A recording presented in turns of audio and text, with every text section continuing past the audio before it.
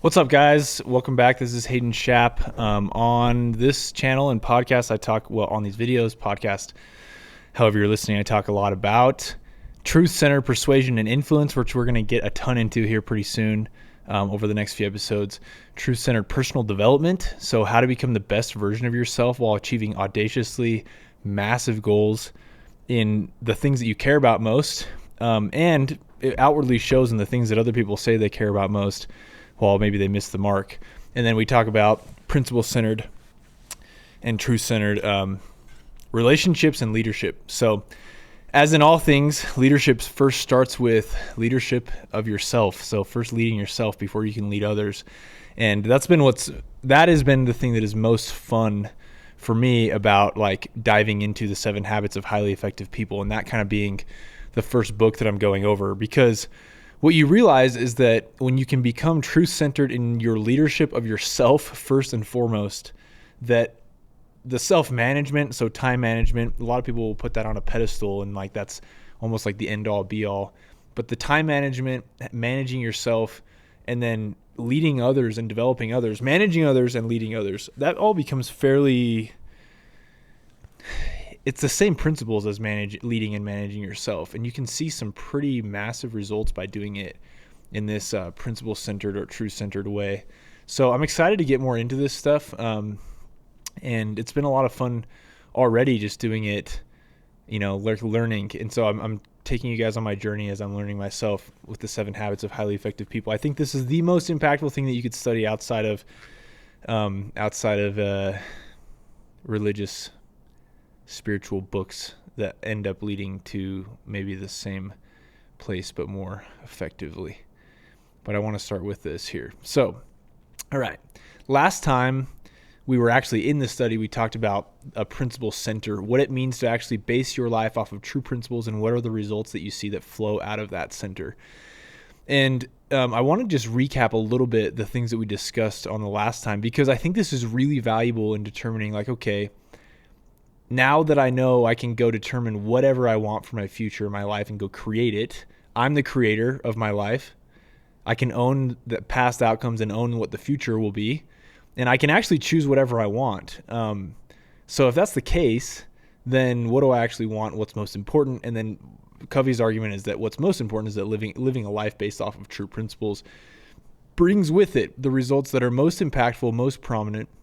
He says, if you want to experience incremental changes in your life, focus on your attitudes and your behaviors. So he says, focus on your behaviors, your output. Work a little harder, right? Focus on your attitudes. Think more positively. But if you want to experience quantum change in the outputs, and this is everything from sales results to business success to success in family, marriage, and all of that. If you want to experience quantum change in those things, focus on your paradigms, the lens through which you view the world, focus on yourself and aligning your life with true principles. And as you do that, your attitudes and behaviors will flow from it in a way that will bring such massively improved and increased results that you'll wonder all along, why did I care about those things that, like the minute things that don't matter anyway? And 2, now I have those things in abundance, but I also have real joy and happiness and true meaning. And that's the whole kind of purpose of this, is like to align the things that are passionate energies into the things that actually truly matter, and finding that it brings much greater results than we could achieve otherwise. So let's get into here a principle center just as a recap. A couple of the key points for me from last time.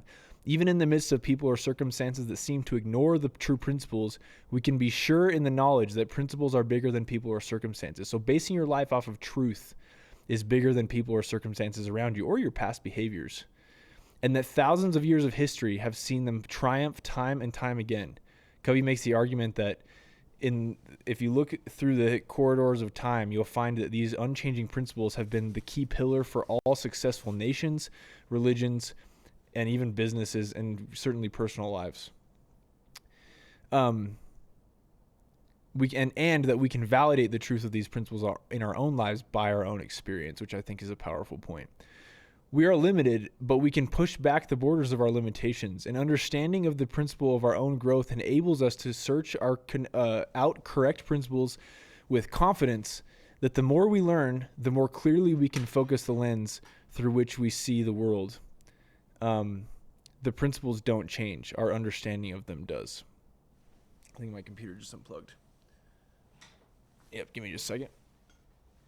So that's where I think this is really profound. Hold on.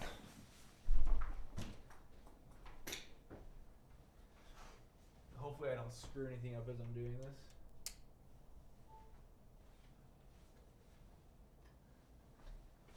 That's where this stuff gets really profound, I think, is because like every time I read this or books like it, it's me that changes. It's like that old proverb that like you can never walk through the same river twice, because either you or the river are different, but mostly it's you. The water running through it has the same type of compound and is the same, although it's different water, it's the same, fundamentally the same substance, but we are different. We can start at the place we began and realize that it's impossible to, because we're different people every time. That's why like books that contain lots of, this truth are really fun to go through, because every time I study them, it's me that's different. And so it means something different to me. Okay. The wisdom and guidance that accompany a principle-centered living come from correct maps, from the way things really are, have been, and will be.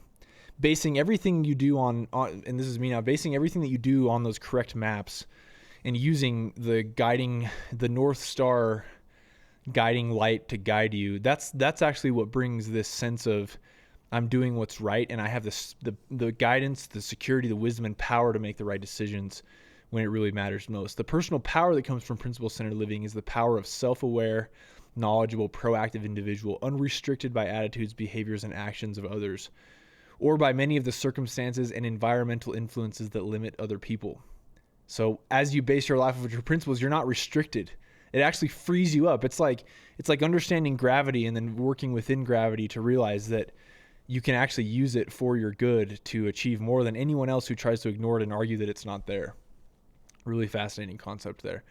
The only real limitation of the power of living a life on true principles is the natural consequences of the principles themselves.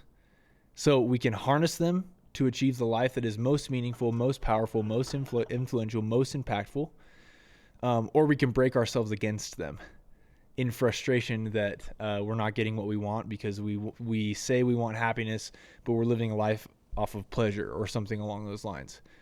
By centering our lives on timeless, unchanging principles, we create a fundamental paradigm of effective living.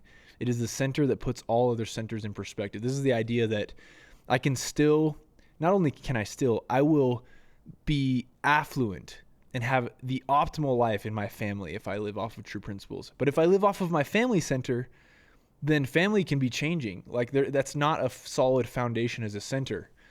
Neither is a church center. But if I live a life off of true principles, now my church center or the church itself puts itself in context. If I live a life off of true principles, I can make decisions for myself without having a self-center or a selfish center or narcissism, right? All of the other centers have come into correct context. What you see is dramatically different than what you see through any other paradigm or center. A big breakthrough for me has been, as I've been trying to seek for like alignment in my life with a principle center, one, I've realized how off I am and how this is an ever evolving process of seeking that truth.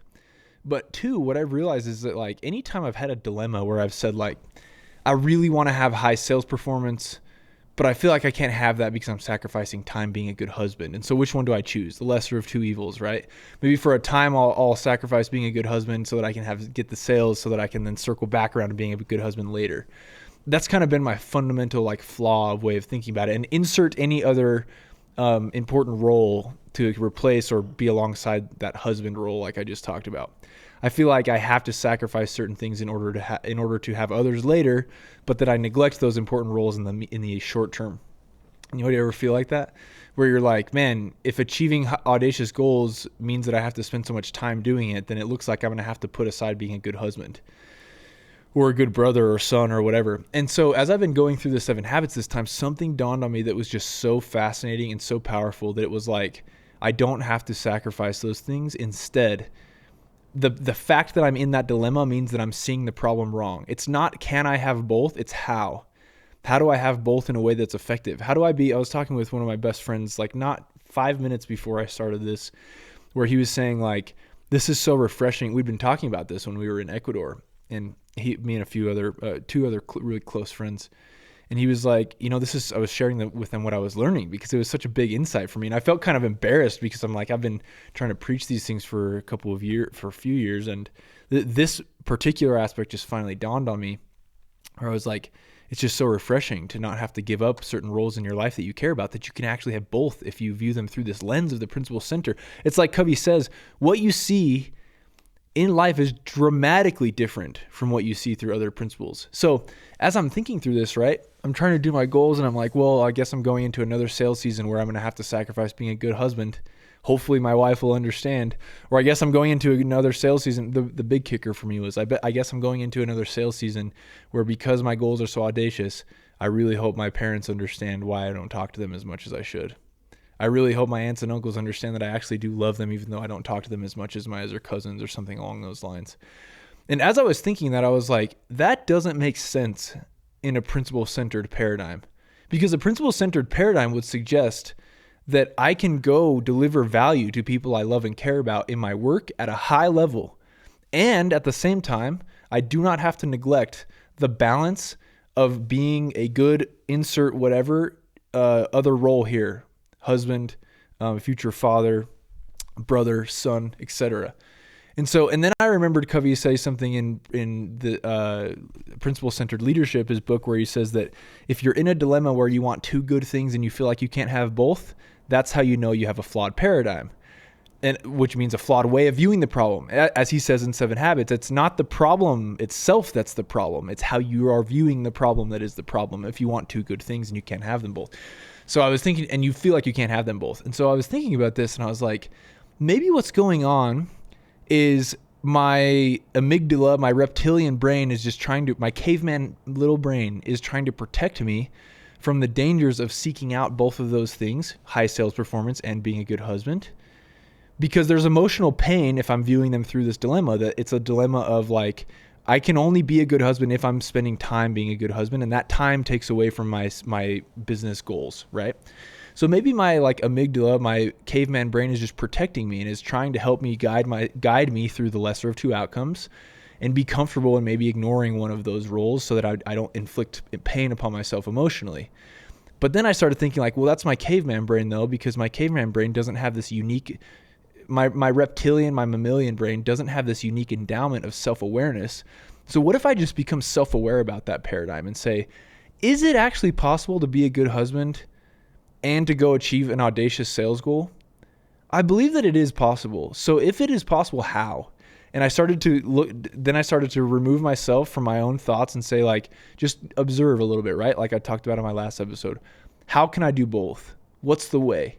And I started to just come up with these ideas. Like, it's about setting expectations. It's about building out your goal with Sarah. It's about the impact that you could have on other people. It's about seeking to understand what she needs and then delivering on that. And it's about meticulously planning around that so that you're giving time and attention. It's about setting expectations with the other roles in your life when you're giving that time and attention so that my mind is not in other places, right? It's about telling my business partner, and it's about going to the people that I love and care about in my other sales roles and saying, hey, listen, from this time to this time, I don't have my phone on me because I'm going to be a good husband. And you should do the same for the roles in your life. It doesn't mean I'm not going to deliver for you. I am in these other ways. And so as I was removing myself from the problem and trying to say, what way am I viewing this problem that is causing the problem itself? What paradigm is flawed about this? And I realized that like there were different centers that I was operating off of that were not principle centered. I was not operating off of a principle center. I was operating off of a spouse centeredness. I was operating off of a possession centeredness for title. And you can go into what he means by possession centeredness and what I might mean by it there too. I was operating off of a friend center in a way. I was operating off of a family center in a way as well. And that was really interesting to me, because as I tried to align my life, my paradigm with how do I operate off of a truth center, meaning like, how do I go do all of these things in context of the whole, of my life's mission, that changed everything for me. So I backed up. I started viewing my goals through my life's mission, and I said, I am not erasing sun from my goals of the summer this year. I'm going to achieve my goals for this sales season, and I'm going to do it while being the best son I've ever been. What's odd, though, is that I'm actually not spending more time being a better son, but I do find myself setting better expectations when my dad texts. Usually before, I felt like I wouldn't even have time to text him back, so I wouldn't. But now when he texts, like, I'll say, hey, Dad, super busy right now. I love you. I'll get back as soon as I possibly can, even if it's next week or something. I called my mom and asked her if she wanted to help me with the book I'm writing right now, that I've been wanting to write for years, that I think would be really impactful for people, and especially the salesmen that I work with. And I was going to go hire somebody else to do it, but I thought, hey, Mom, it'd be cool to just get involved in a project together. And this is one of the only ways that I could find that where we could spend time together and I could still have all the time that I feel like I need to for my other obligations. And it's because I love you and I'd really like to do this together. Would you help me with this? And she broke down in tears as we were looking through the things that the project would take. And it's been awesome. But that never would have happened had I not been viewing that through, like, how can I do all of them? How can I be the best at all of them for the people that I love and care about most because of my unique mission, my unique human endowments, and the things that I feel that I was put on this earth to do, that I was born to do. So that's been a very impactful insight for me, and my own experience in seeking to align my life more in a principle center. And it's been fun because now I'm just thinking, like, what other aspects of my life are out of center that I can align? Because what's crazy is, like, as I was going through and building out my first creation for my summer for the sales season, like, my mind was freed up to say, before I might not set certain goals because I feel like it would make me worse at, being a better husband or like friend or whatever. I might like neglect those goals that I wanted deep inside of me that would help me become a better version of me, just so that I could say, like, that way I can spend more time and not feel bad about whatever. But now I'm saying, like, no, I think I can understand how to be a better friend here, or at least set better expectations in the other roles of my life. I think I understand how I might be okay if certain people might be upset if they don't have enough time for me, or how to set better expectations for those people, those roles. And I think I know how I might go to my brothers and, like, express certain things and work on my relationship with them without feeling like it's robbing from the time of, like, the short-term things that I would like to do, so that I have more time with my family later, and so that I can afford to be a financial pillar for all of them later. And so as I have that realization has dawned on me that I can have all of the things that I want in abundance by viewing them through a principled lens or a truth-centered lens, it has freed me up to do more, or want to do more, in my career and in my sales output and in the money that I would like to make, and in all of it. Just totally freed me up. And, like, man, that's why Covey says that, like, there's quantum results that occur even in your career by doing it this way. And I'm like, dude, I totally see that now. It's been really, really fascinating, like, wild. I can't stop thinking about it or talking about it. Man, it's crazy. Anyway, so I've only got a few more minutes here because I'm about to go do some float tank action here in a second, fellas, boys and girls. Okay. So now Covey he poses this thought experiment, which will help you understand the principle centeredness. Okay. So suppose tonight you've invited your wife to go to a concert. All right. And insert significant other there, or maybe even friend, right? You've got tickets. They're excited to go. It's 4:00 in the afternoon. All of a sudden your boss calls, and he calls you into the office, says he needs your help through the evening to get ready for an important meeting at 9 a.m. You're the one he calls. If you're looking through a spouse-centered or a family-centered lens, your main concern would be what? Your wife, right? No, I can't because my wife. Now, what's interesting about this is, like, you don't have to be good at being at delivering for your spouse in order to have a spouse center. It's just that whenever you make decisions like this, everything about your emotional well-being is triggered because of what your spouse might think. Same with, like, friendship, same with church. You don't have to love going to church to have a church center. You could actually hate the church and be anti whatever the church you are to have a church center. which then might border on enemy-centeredness. And Covey says that when you satisfy the needs of one center, other centers pop up in its place if you don't have a truth center or a principle center, which is really fascinating. Ever known somebody that makes the money that would satisfy their needs and now all of a sudden they become a family center? Or they make this, or they feel like they've fulfilled their role in the church that they're going to because they were church-centered, and now they're pleasure-centered because they can go home. They feel like they can do whatever they want. They've deserved to live a certain life because of the life that they lived in their church. Or in what I see a lot is like, I feel like I've worked so hard. I was work-centered for so long, for so much acute time during the sales season, that now I can just be whatever the freak center I want because I deserve it. Whereas like a principle center changes how you view things a little bit. Not a little bit, a lot. So again, about to go to the symphony with his wife, right? This is the thought experiment. Boss calls him in and says, hey, I really need you to come into work because I've got an important meeting and I can't get it done by 9 a.m. tomorrow. So if your spouse, now he's going to go through the different centers and say, if I am this center, what would I do? And imagine this in your own life too. Like the example I used the other day is like if I had a family member call me to go boating that I was estranged from and that I felt like I really wanted to help and be a part of their life, and it was on Sunday, what would I do? Because I try not to do those types of things on Sunday just as my own rules for myself. And depending on what center, you'd make different decisions actually. Okay. If you're spouse-centered or family-centered, your main concern would be your wife or your family. You may tell your boss you can't stay, and you take her to the concert in an effort to please her. You may feel you have to stay to protect your job, but you'll do so grudgingly. That is interesting. Anxious about her response, trying to justify your decision and protect yourself from her disappointment or anger. Wow. If you're looking through the money-centered lens, your main thought will be the overtime you'll get or the influence for working late will have on your potential raise. You may call your wife and simply tell her you have to stay, assuming she'll understand and the economic demands come first.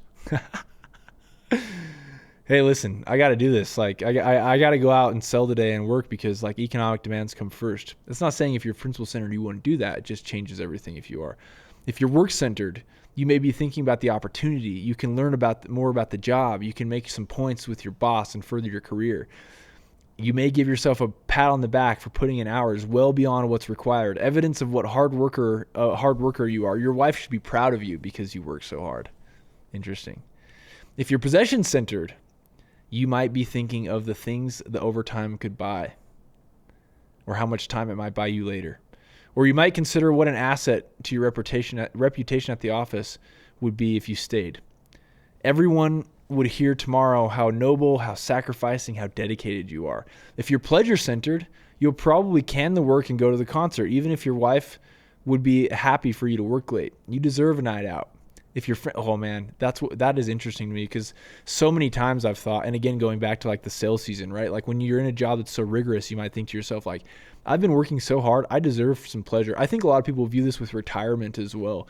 I'm kind of seeing this with people that I know that are going into retirement soon in my family, where it's like you get kind of trunky, right? I saw this as a missionary actually too, where like I've put in my time, I'm ready to be done, right? I'm pleasure-centered. I can't wait for that pleasure to come. If you're friend-centered, your decision would be influenced by whether or not you had invited friends to attend. It's kind of interesting.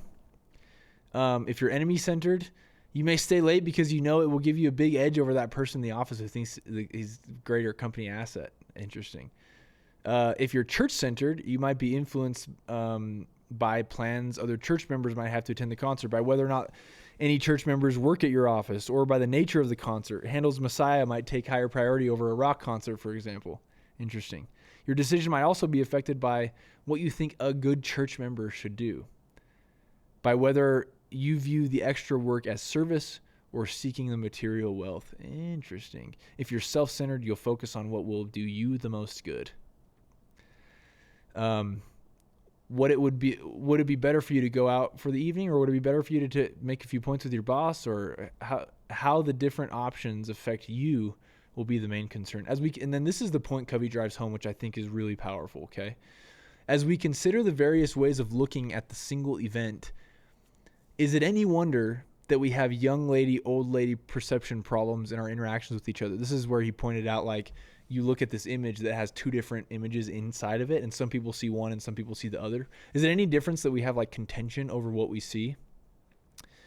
Can you see how fundamentally our centers affect us? Right down to our motivations, our daily decisions, our actions, or in too many cases, our reactions, our interpretations of events. That's why understanding our center is so important. And if that center does not empower you, as a proactive person, it becomes fundamental to your effectiveness to make the necessary paradigm shifts to create a center that will. That last part there hits me so hard as I'm reading it right now. I'm so grateful for this. This is awesome. If that center does not empower you as a proactive person, it becomes fundamental to your effectiveness to make the necessary paradigm shifts to create a center that will empower you as a proactive person. That's why my last episode on self-awareness was really powerful to me, because I realized like the most important thing I can first do for myself is become self-aware, then turn away from those things that I do not like, repent of them, so to speak, that are not in line, that are not worthy of someone who is has a divine center or truth center. As a principle, so now he's going to get into what do you do as a principle-centered person here, right? As I'm reading all of these centers, I'm finding just like things in myself that I want to change. As a principle-centered person, you try to stand apart from the emotion of the situation and from the other factors that would act on you, and evaluate the options, looking at the balanced whole, the work needs, the family needs, other things that may be involved in the possible implications of the various alternative decisions. You'll try to come up with the best solution, taking all factors into consideration. Whether you go to the concert or stay and work is really a small part of an effective decision. Oh man, dude, I don't know why that makes me kind of emotional thinking about it, because it's like so often I think we base many of our emotional follies or like our emotional hardship on what decision we make. But what Covey's saying is when you're trying to align your life with the truth center or principle center, the decision you make is actually the smallest part of what happens. Wow. You'll try to come up with the best solution, taking all factors into consideration. Whether or not you go to the concert or stay at work is really a small part of an effective decision. You might make the same choice with a number of other centers. And that's what I find interesting, is that in many of those centers, you're making the same choice, actually. And so he's saying, even if you're a principle-centered person, you might make the same choice as other centers. But there are several important differences when you're coming from a principle-centered paradigm. And I think that's what's important to notice here, right? It's like you might be saying, well, Hayden, it doesn't even matter then if I'm going to make the same decision as if I'm spouse-centered, or like, why is that bad? So here's why he says it's important. First, you're not being acted upon by other people or circumstances. You are the proactively choosing person. You're choosing what you determine to be the best alternative. You make the decision consciously and knowledgeably. Second, your decision is most effective because it is based on principles with predictable long-term results. Interesting. So when we make our decision or increasingly seek to make our decisions in line with a principle center, then our decision is most effective because it's based on principles that will yield the best long-term results. So like I might recognize my need to go to, even though I committed to go to my wife with a symphony, but I also committed to be a certain type of person for my boss. So I might say, hey, given this circumstance and the other people that will be affected, and because of where my wife is in her life and how strong she's feeling, I might go to my wife and explain the situation and say, hey, babe, can you help me make the decision? Because I'm thinking it might actually be best for me to go to the office and help tonight. These are all the reasons why. I believe this is stemming from a truth center, I guess. What can we do that will fulfill like our date tonight that we had planned on? Or you might go to your boss and say, hey, I'm so sorry. I found someone else that can help, that will fulfill my role for you. But I've committed to go with my wife. And so I think that if I can get both of these done and help out, and I'm going to go to the symphony as well, because we've had the tickets for a while and my wife's really been looking forward to this. And I told her that I'd be there and under all circumstances and whatever. Those long-term results based on how you make that decision will actually yield the greatest joy, satisfaction, etc., and build the most trust with all parties if you're making it through the lens of a principle center. Third, what you choose to do contributes to your ultimate values in life. So even if you feel like there are adverse responses to the way you made that decision, because you are attempting to make it through the lens of a principal center, you're seeking to have that decision contribute to your values. Staying at work to get the edge on someone at the office is entirely different evening in your life from staying because you value your boss's effectiveness and you genuinely want to contribute to the company's welfare.